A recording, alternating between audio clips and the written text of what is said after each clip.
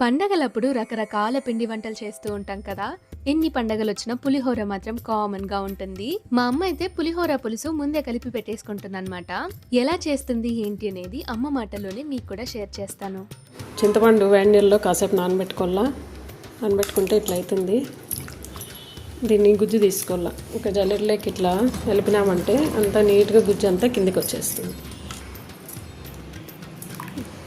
Stove మీద ఒక steel గిన్నె పెట్టుకోవాలి. చింతపండు పులిహోరకు అల్యూమినియం పెట్టుకున్నామంటే పాత్ర పాడైపోతుంది, టేస్ట్ పోతుంది. అందుకే స్టీల్ గిన్నెలో కొంచెం ఆయిల్ వేసుకొని వేడైనాక కొంచెం పసుపు, కొంచెం మిరపకాయలు, కొంచెం ఉప్పు, మనం తీసి పెట్టుకున్న చింతపండు గుజ్జు,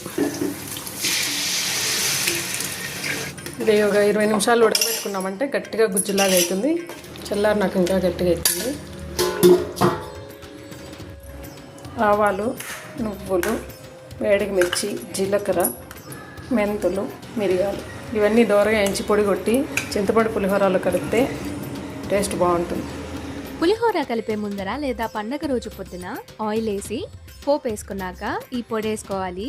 ఆ తర్వాత ముందుగా కలిపి పెట్టుకున్న చింతపండు గుజ్జు ఉంది కదా, అది వేసుకోవాలి. అంతే, అది ఉడికాక టెంపుల్ స్టైల్ పులిహోరకి పులుసు రెడీ అయిపోయినట్లే. మనకి కావలసినప్పుడు కావలసినంత కలుపుకుంటే సరిపోతుంది.